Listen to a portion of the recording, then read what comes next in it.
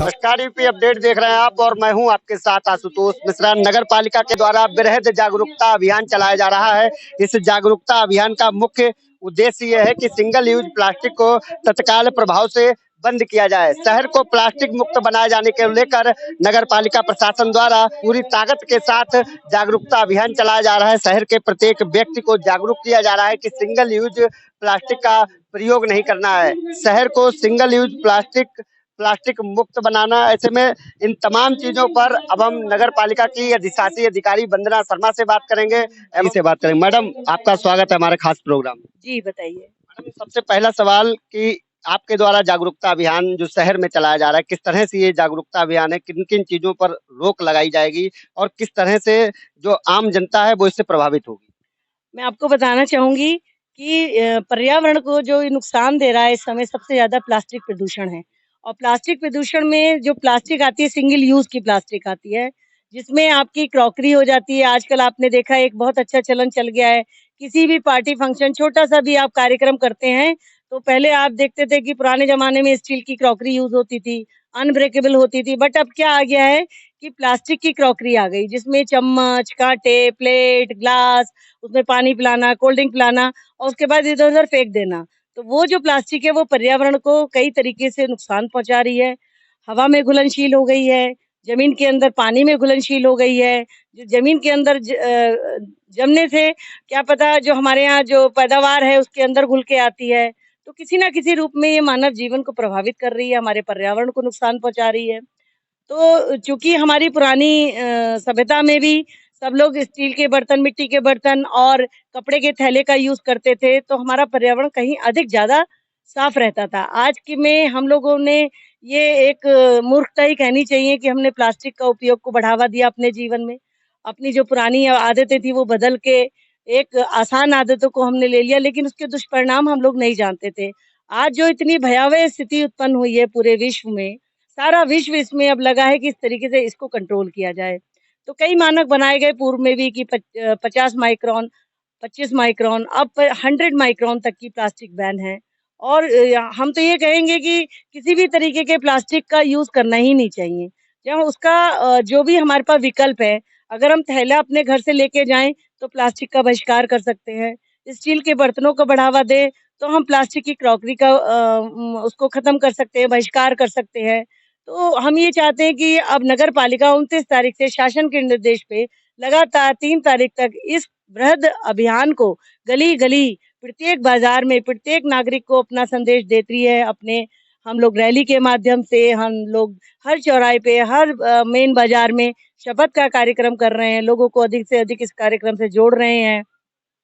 ताकि लोगों में ये संदेश पहुंचे कि आज क्यों इतनी जरूरत पड़ी कि पूरे उत्तर प्रदेश में प्रत्येक नगर पालिका का अधिकारी फील्ड में निकला हुआ है अपने स्टाफ के साथ और लोगों को जागरूक कर रहे हैं। इसीलिए हम जागरूक कर रहे हैं कि कल को इससे जो दुष्परिणाम आ रहे हैं, पर्यावरण नुकसान हो रहा है पॉलीथीन से, तो इससे हमारे जनजीवन को बचाया जा सके।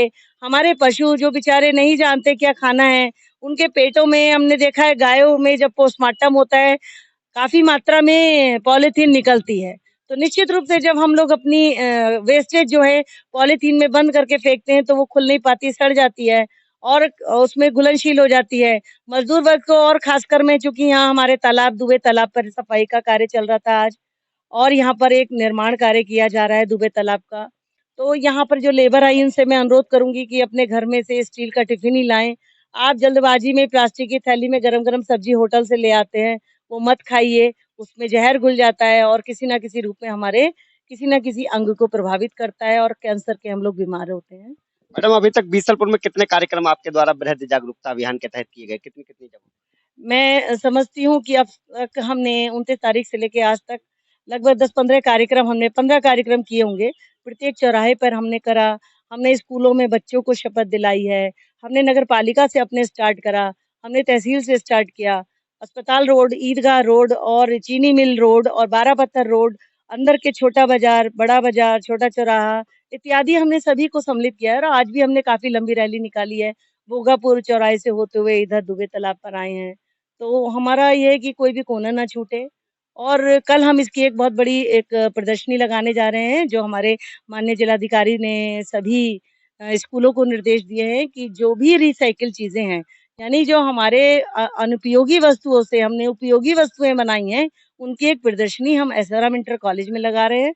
हम सभी को वहां आमंत्रित करते हैं कि किन चीजों से हम प्लास्टिक को बहिष्कार कर सकते हैं, उनको आके देखिए और अपने जीवन में उसको लीजिए। मैडम, व्यापारी आपका किस तरह सहयोग कर रहे हैं? व्यापारियों से आपकी क्या बात हुई अभी तक? व्यापारियों से हमने जैसे बाजारों में जाके हमने कहा कि भाई आप लोग इसका जो भी आपका स्टॉक है हमें दे दीजिए।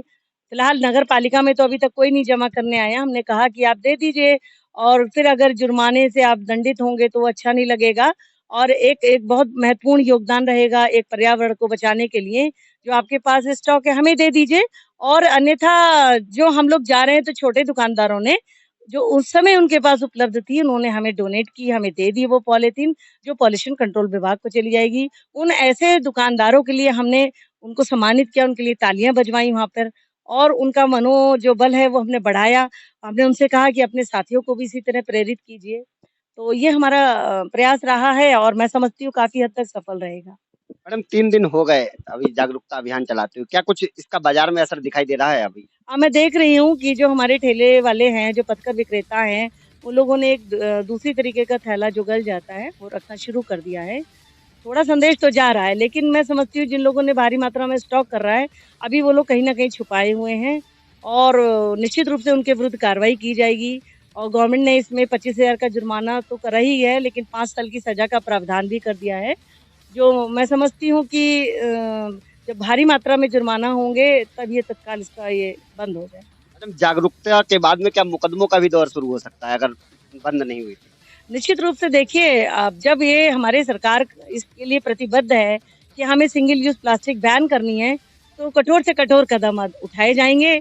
अब उसमें चाहे एफआईआर हो, चाहे वो जेल हो, चाहे वो जो भी हमें कुछ करना पड़ेगा इसको बंद करने के लिए वो हम करेंगे। हम सरकार के साथ हैं, उनके दिए गए जो प्रतिबद्धता है उसको हम निश्चित रूप से 3 जुलाई के बाद नगर पालिका फॉर्म में दिखाई देगी फिर तो किस तरह से कार्रवाइयाँ शुरू होंगी? देखिए उसकी रणनीति बनाई जा रही है। जैसे-जैसे हमें निर्देश मिलेंगे उसी रणनीति के तहत हम लोग काम करेंगे।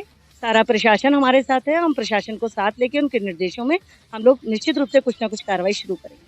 धन्यवाद। तो ये थी हमारे साथ अधिशासी अधिकारी वंदना शर्मा, जिन्होंने हमको सिंगल यूज प्लास्टिक पर किस तरह से रोक लगाई जा सकती है, किस तरह से इस पर बैन किया जा सकता है, किस तरह से जनता इसका बहिष्कार करे, इन तमाम मुद्दों पर हमसे चर्चा की है। यूपी अपडेट भी नागरिकों से, व्यापारियों से एवं समाज के अन्य प्रबुद्ध वर्ग से निवेदन करता है कि सिंगल यूज प्लास्टिक को छोड़े और पर्यावरण की मदद करे। आप बताएं किस तरह से यहाँ पर शहर में जो अभियान चलाया जा रहा है, इससे किस तरह से आप लोग प्रभावित हो रहे हैं? से प्रभावित हो रहे हैं, बहुत अच्छी तरीके से हम लोग समझ भी रहे हैं कि हमें ऐसा करना चाहिए कि साफ सफाई भी बनी रहे, पॉलीथीन भी ना इस्तेमाल हो। हम लोग कोशिश कर रहे हैं सर। मैडम, एक सवाल मेरा आपसे भी रह गया था, मैं सोच रहा था, खाली पड़े प्लाटों में इसमें कूड़े के ढेर हैं, तो कैसे प्लास्टिक मुक्त शहर देखिए, बनेगा? अभी हम लोग जो है हमने 2 दिन पहले एक इसी तरीके का कार्यक्रम किया था जिसमें हम लोगों ने कर्मचारियों ने स्वयं से वो चुने थे, कुछ प्लॉट खाली करे थे। लेकिन एक साथ ये संभव नहीं चूँकि जन जागरूकता है। हम एक बेहद अफ़सोस मुझे इस बात का हुआ कि चूँकि मैंने संभ्रांत नागरिकों को और जनप्रतिनिधियों को भी सूचना दी थी कि इस कार्यक्रम को सफल बनाने में अपनी सहभागिता दें। अफ़सोस है कि कहीं से हमें उस तरीके का सहयोग नहीं मिल पाया।